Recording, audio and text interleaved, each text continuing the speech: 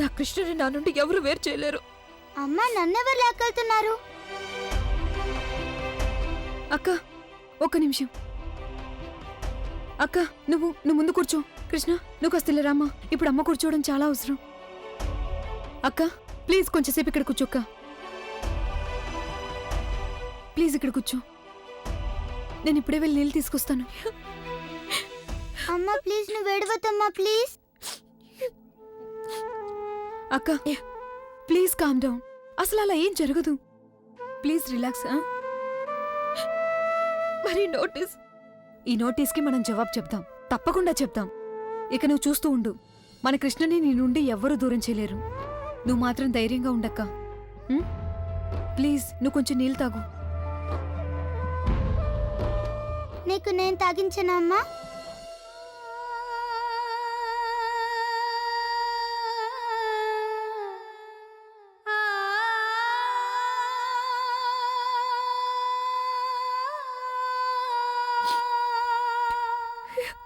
Thank you. Don't worry అమ్మా, నేను వదిలి ఎక్కడికి వెళ్ళను. నువ్వు నాకు అమ్మవి కదా, పైగా మన ఇద్దరికి స్పెషల్ కనెక్షన్ ఉంది కదా. ఐ ప్రామిస్, నేను ఎక్కడికి వెళ్ళను. Okay Pinky, promise.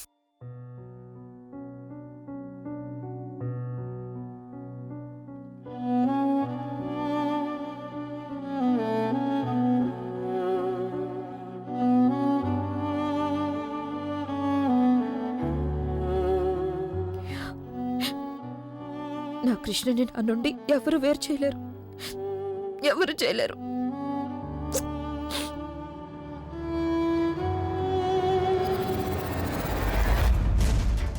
సాగరిలో ఎలా చేయగలడు అసలు? నేను బాబు గారితో మాట్లాడతాను.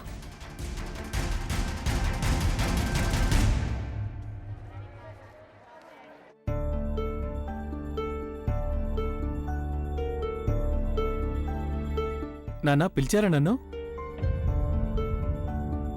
ఇంత పెద్ద స్టెప్ తీసుకునే అవసరం ఏమొచ్చింది నీకు? కృష్ణని కస్టడీలోకి తీసుకోవడానికి గంగని కోర్టుకు లాగాల్సిన అవసరం ఏమొచ్చింది నీకు? ఎలా ఎలా ఆలోచించావు సాగర్ నువ్వు? నీకు కృష్ణ మీద గంగ కంటే ఎక్కువ హక్కుందా? ఒక బిడ్డని తల్లి నుండి వేరు చేస్తావు నువ్వు? ఇంత రాతిగుండె ఎప్పుడైంది నీది? నువ్వు ఇలా చేస్తావని ఊహించలేదు. మాట్లాడమే.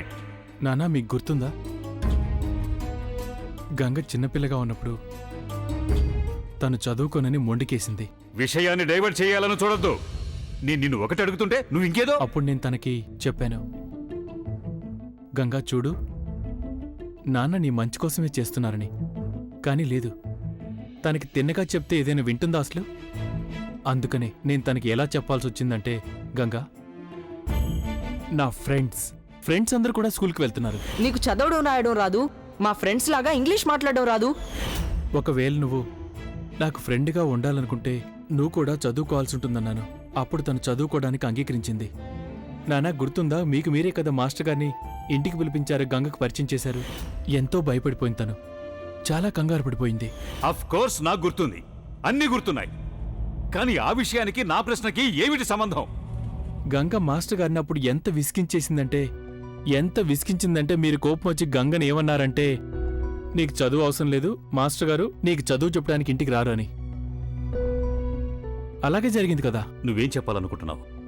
నాన్న, మీరేమైతే మాటలు అన్నారో వాటి వల్ల గంగ ఈగో చాలా చాలా హర్ట్ అయింది. తన ఆత్మాభిమానాన్ని ఛాలెంజ్ చేశారు మీరు. ఇక అందుకనే తను చదువుకోవడానికి వెంటనే రెడీ అయిపోయింది. నేను చదువుకుంటాను బాబు. నాన్న, గంగ ఇప్పటికి కూడా అలాగే ఉంది. నెంబర్ 1 మొండి తను. అసలు మార్పు రాలేదు తనలో. చిన్నప్పుడు తను మొండికేసింది, చదువుకోవడం ఇష్టం లేదు అని. అలాగే ఈరోజు కూడా మొండికేస్తుంది. మన కృష్ణ కేవలం తన కూతురేని, తన మీద కేవలం గంగకే హక్కుందని, ఇంకెవరికీ ఏ హక్కు లేదని. నానా, గంగకున్న ఈ మొండితనాన్ని దూరం చేయడం కోసం ఇలా చేయడం చాలా అవసరం. నానా, నిజంగా అనిపిస్తుందా మీకు నాది ఇంత రాతి గుండె అని? ఒక తల్లి కూతుర్ని వేరు చేయగలనా నేను?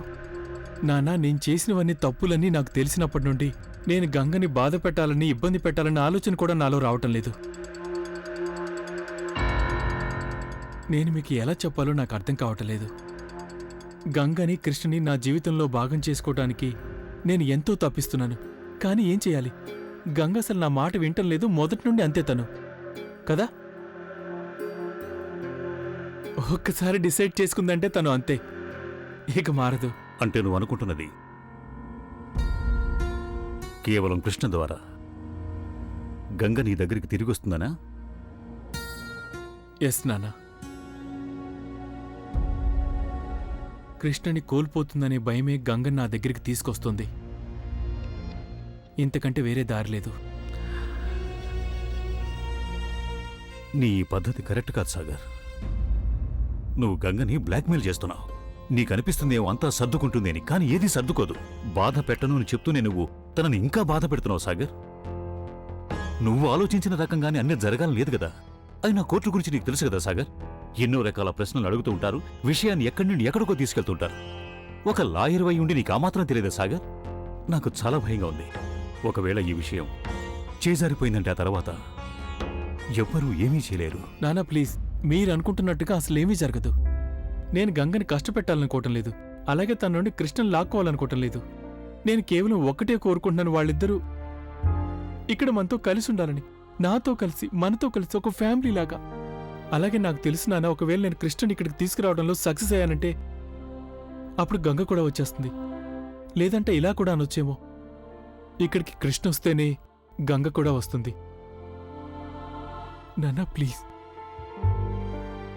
ఐఎమ్ రిక్వెస్టింగ్ యూ, నేను ఇలా చేయకుండా నన్ను ఆపకండి.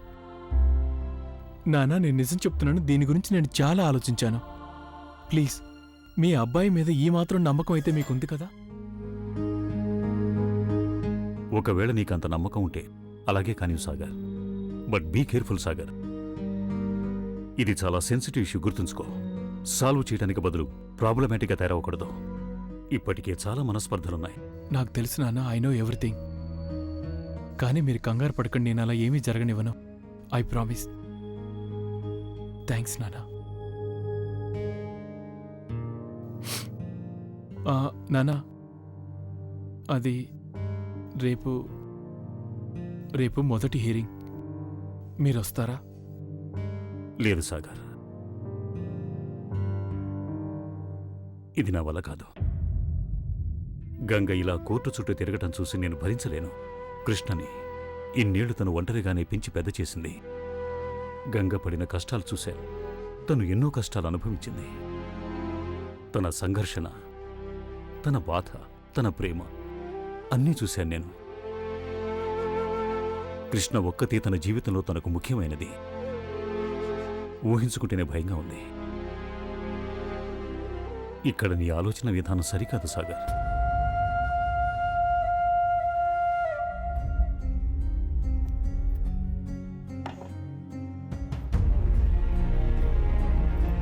మీకు కోర్టు నుండి నోటీస్ వచ్చింది. నేను ఇక్కడి నుంచి నా చిన్న కూతుర్ని తీసుకునే వెళ్తాను. నేను నీకోసమే వచ్చానని నీకు అనిపిస్తుందా? లేదు గంగా, నేను కృష్ణ కోసం వచ్చాను.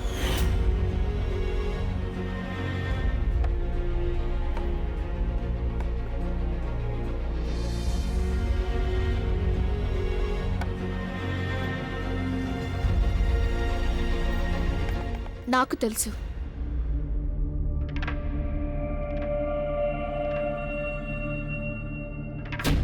సాగర్ ఏదో ఒక ప్లాన్ వేస్తాడని. నేను నీకు ముందే చెప్పాను, వార్న్ చేశాను, నచ్చ చెప్పాను ఇక్కడి నుండి దూరంగా వెళ్ళిపో అని. కానీ నువ్వు చాలా ఆలస్యం చేశావు గంగా. ఈ ఊరు వదిలి వెళ్ళాలి అనే డెసిషన్ నువ్వు కనుక టైంకి తీసుకుని ఉండుంటే ఈరోజు నీకు ఈ పరిస్థితి వచ్చుండేది కాదు కదా. సాగర్ ఇలా చేస్తాడని నేను అస్సలు ఊహించలేదు జోయా. ఇది నువ్వు చేసిన చాలా పెద్ద తప్పు గంగా. సాగర్ మీద నువ్వు మళ్ళీ నమ్మకం పెట్టుకున్నావు. గంగా, మనిషి చాలా బలహీనంగా మారతాడు. తన జీవితాన్ని సరిదిద్దుకొని దానికి ఒక పర్ఫెక్ట్ షేప్ ఇవ్వాలని డెఫినెట్గా ప్రయత్నం చేస్తాడు. కానీ అలా ఎప్పటికీ జరగదు.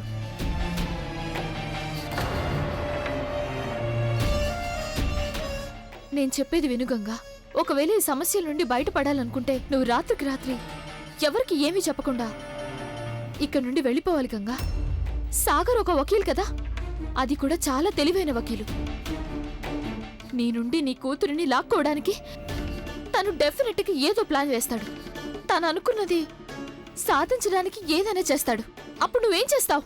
లేదు జోయా, నేను అలా దొంగలాగా ఎక్కడికి పారిపోను. అయినా నేనేమి తప్పుడు పని చేయలేదు కదా.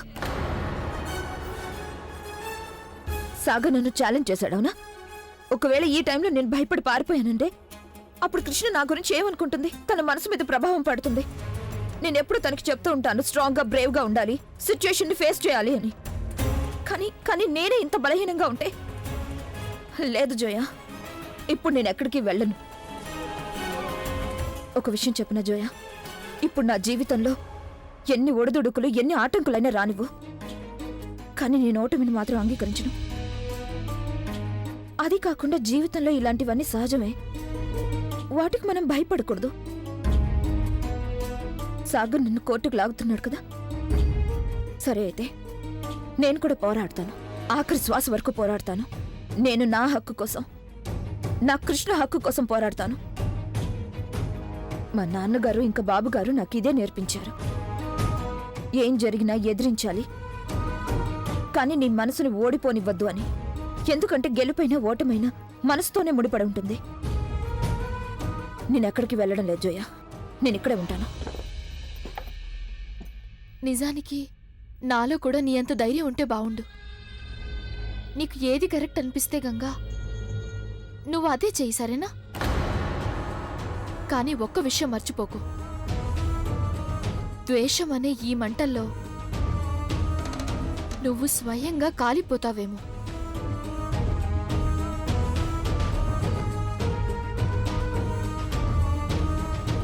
Take care.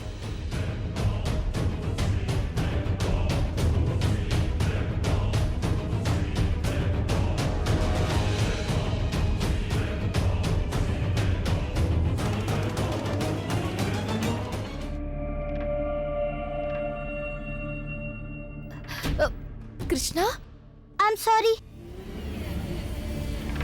కృష్ణ, ఒక్క నిమిషం వెళ్ళారా?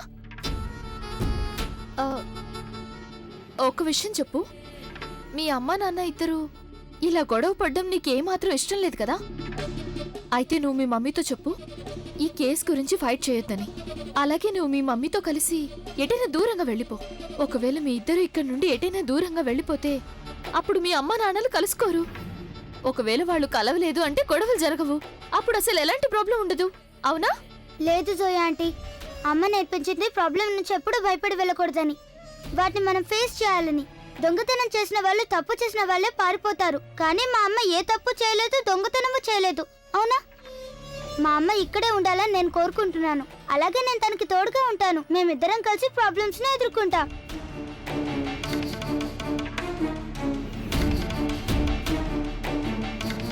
తల్లి ఎలాంటిదో కూతురు అలాంటిదే. వీళ్ళిద్దరి మొండితనంతో నేను నా ఇన్నేళ్ల కష్టాన్ని వృధా కానివ్వలేను. అది కూడా ఈ కృష్ణ కోసం అయితే నేను అస్సలు కానివ్వలేను. ఏదో ఒకటి చెయ్యాల్సిందే.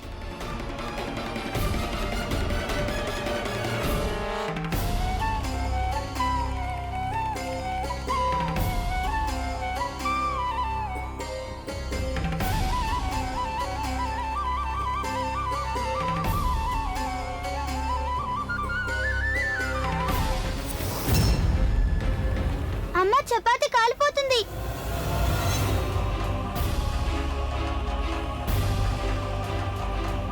అమ్మా, అమ్మ చెయ్యి కాలిందా? నేను వెళ్ళి ఇప్పుడే మందు తెస్తాను.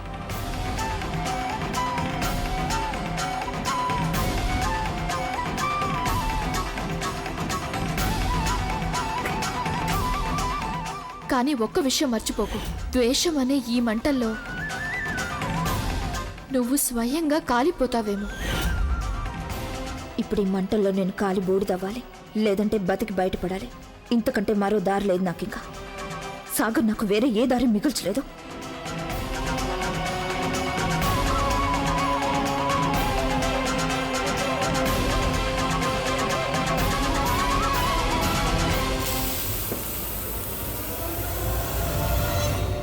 చాలా చాలా మొండిది గంగా. ఎంత నచ్చ చెప్పినా అస్సలు వినిపించుకోవడం లేదు.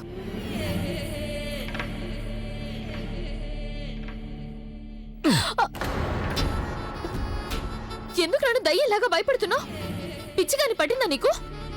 జోయరాణి పరిస్థితి చూస్తుంటే వెళ్ళిన పని అంతా సక్సెస్ కానట్టుంది. 1వ నంబర్ మొండిది కదా ఆ గంగ. ఎంత నచ్చ చెప్పినా అర్థం చేసుకోతాను. ఇప్పుడైతే నా బుర్ర అస్సలు పని చేయడం మానేసింది.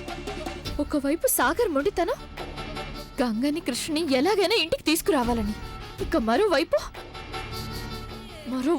గంగ మొండితనం. ఆఖరి శ్వాస వరకు పోరాడతాను, నేను పారిపోను అని. తెలియడం లేదు వీళ్ళిద్దరి మొండితనం ఎంత దూరం తీసుకెళ్తుందని. పరిస్థితులను నీకు తగ్గట్టుగా మార్చుకోవటం నేర్చుకో జోయరాణి. ఏంటి నీ ఉద్దేశం? బాగుంది. నీకు ఫ్రీగా అడ్వైజు కావాలి, అలాగే నా ఉద్దేశం కూడానా? సరే అయితే నువ్వు కాస్త నవ్వు చాలు, ఇంకేం అవసరం లేదు. ఇప్పుడు చెప్తావా? నువ్వు దీని గురించే కంగారు పడుతున్నావు కదా, సాగరు గంగా ఇద్దరు మొండివాళ్ళని. కాని నువ్వు ఇదెందుకు ఆలోచించడం లేదు? ఇదే నీకు అన్నింటికంటే పెద్ద బలమని. ఇద్దరి వ్యక్తుల మొండితనం ఢీకొట్టుకుంటున్నప్పుడు జయారాణి, అప్పుడు వాళ్ళకి ఏమీ కనిపించదు. ఇక మనలాంటి వాళ్ళు కేవలం తమాషా చూస్తూ ఉండాలి. మంటలు ఎగిసిపడుతూ ఉంటాయి, ఎగిసిపడుతూనే ఉంటాయి. ఏమైనా అర్థమైందా? ఎంత అమాయకురాలు నువ్వు జోయరాణి. చెప్పాలంటే ఇది చాలా సింపుల్ విషయం. వాళ్ళిద్దరి మొండితనం నువ్వు నీ లాభం కోసం వాడుకోవాలి.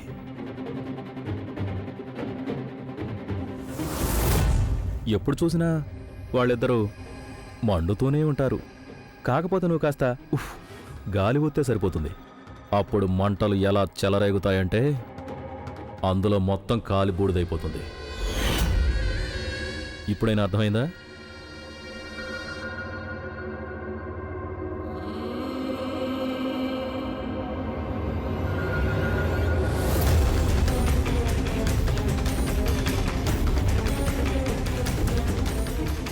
ఇప్పుడు నాకు అర్థమైంది నేనిప్పుడు ఏం చెయ్యాలి అని.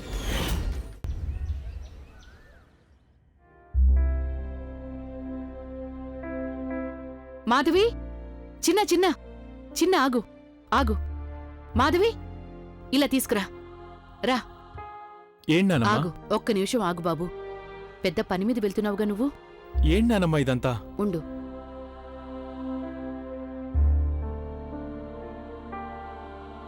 వెనక్కి తిరుగు. అరే తిరుగు.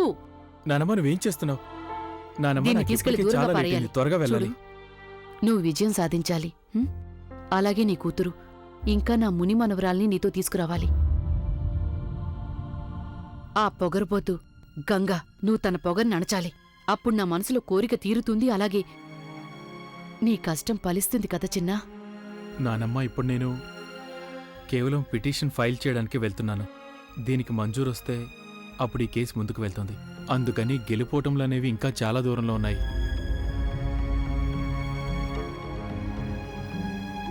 నానమ్మ నిజం చెప్పాలంటే ఇదంతా నేను గంగను తక్కువ చేయడానికో లేదా ఓడించడానికో చేయట్లేదు. ఎందుకంటే ఇప్పుడు నేను గెలిచినా గంగ గెలిచినట్టే అవుతుంది. అసలు నువ్వేమంటున్నావు జోయా? నేనింత పెద్ద అబద్ధం చెప్పలేను. నిజం చెప్పడం వల్ల ఏమొస్తుంది గంగా? నీ జీవితంలో అతిపెద్ద సంతోషం నీ కృష్ణ నీకు దూరం అయిపోయినప్పుడు ఇంకేం మిగులుతుంది గంగా? నీ రూల్స్, అలాగే నీ ఆదర్శాలు, ఇంకా నీ నిజాయితీ. నీకు తెలీదు గంగా, సాగర్ పూర్తిగా ప్రిపేర్ అయి ఉన్నాడు. చట్టం గురించి అన్ని విషయాలు తనకి చాలా బాగా తెలుసు గంగా. ఈ విషయం నాకు మాత్రమే కాదు, నీకు కూడా బాగా తెలుసు కదా. కానీ జోయా, కోర్టులో గీత మీద చెయ్యి పెట్టి భగవంతుడి సాక్షిగా అనుకుని లేదు, నేనింత పెద్ద అబద్ధాన్ని ఎప్పటికీ చెప్పలేను. గంగా, నువ్వు అంటూ ఉంటావు కదా భగవంతుడు నిన్ను అర్థం చేసుకుంటాడని. నువ్వు చిన్నప్పటి నుంచి భగవంతుడిని పూజిస్తున్నావు కదా. మరింకేంటి, భగవంతుడు ఇప్పుడే కాదు ఎప్పటికీ నీ మీద కోపడలేడు. ఎందుకంటే ఆయనకు తెలుసు నువ్వు ఏదైతే చేస్తున్నావో వేరే దారి లేక చేస్తున్నావని, మనస్ఫూర్తిగా కాదని. వేరే దారి లేకపోవడం అంటూ ఏం ఉండదు జోయా. నేను కూడా లా చదివాను. కేసుని ఎలా వాదించాలో నాకు బాగా తెలుసు. అండ్ నా కేసు చాలా స్ట్రాంగ్గా ఉంది. నా వైపు న్యాయం ఉంది జోయా. I agree. అలాగే నేను ఆశిస్తున్నాను అంతా అలాగే జరగాలని.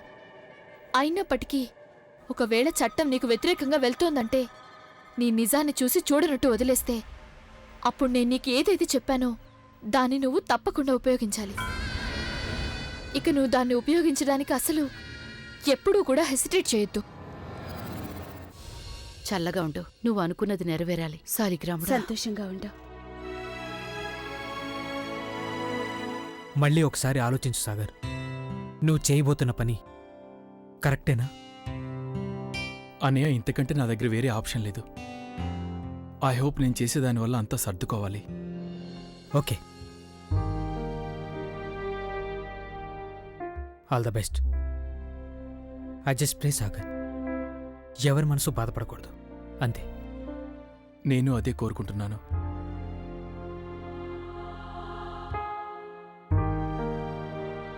ఏమైంది వదినా, నువ్వెందుకు దిగులుగా ఉన్నావు? నీకు కూడా తన కూతురే అవుతుంది. నేను సంతోషంగానే ఉన్నాను సాగర్.